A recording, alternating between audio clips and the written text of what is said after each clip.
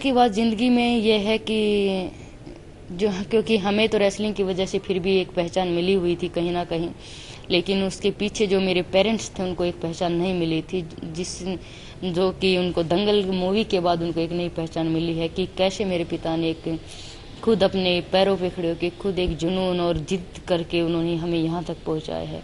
हर चीज़ से लड़के, समाज से लड़के, परिवार से लड़के यहाँ तक पहुँचाया है। तो और दूसरी ये कि हमारी जो पर्सनल लाइफ थी वो ख़त्म हो गई है, क्योंकि अब लोगों का प्यार इतना मिलता है कि उनको हम आप जैसे लोगों को भी हम किसी चीज़ के लिए मना भी नहीं कर सकते, किसी के साथ जोर ज़बरदस्ती नहीं कर सकते।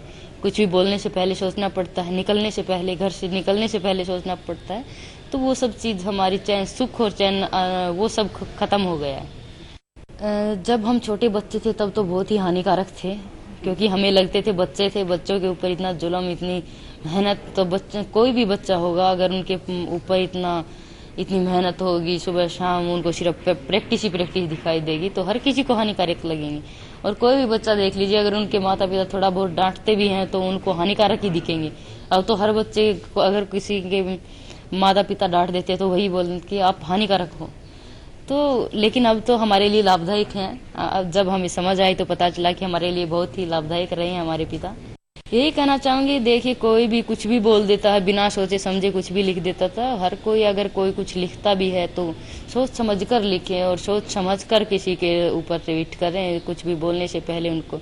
और ऐसा कुछ ना लिखें जिससे हमारे देश को, देश के लोगों को तकलीफ हो, और हमारे देश जो देश के ऊपर, देश के हित में कोई भी अगर लिख रहा है तो देश के हित में लिखें, न कि देश के अनहित में।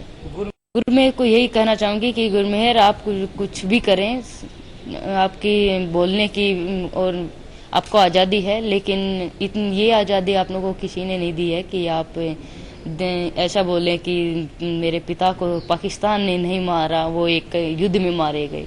तो ये उन्होंने गलत बोला, और सब बाकी चीज़ें मुझे उसकी ठीक लगी, लेकिन ये चीज़ मुझे गलत लगी थी। तो मैं उसको यही कहना चाहूँगी कि अपने देश के हित में बोले, कुछ भी लिखने से पहले सोचे और समझे कि तुम क्या लिख रहे हो और क्या बोल रहे हो। ये वो मुझे तो बिल्कुल भी नहीं होता, क्योंकि मुझे अपने आप पे भरोसा है, विश्वास है। लोगों को लगता होगा कि मैं अनपढ़ हूँ, लेकिन अगर मैं अपने देश के लिए कुछ अच्छा कर रही हूँ तो मुझे नहीं लगता कि मैं अनपढ़ हूँ। अनपढ़, क्योंकि पढ़े लिखे लोग जो देश का नाम रोशन नहीं करते, देश के बारे में ऐसे बोलते हैं, तो वो कहाँ की पढ़ाई का, कहाँ का वो इंटेलिजेंट दिखाई दिया। वो तो मुझे तो लगता है वो तो पढ़े लिखे अनपढ़ है। जो कोई ऐसा लिख रहा है, मुझे तो वो पढ़े लिखे अनपढ़ लग रहे हैं।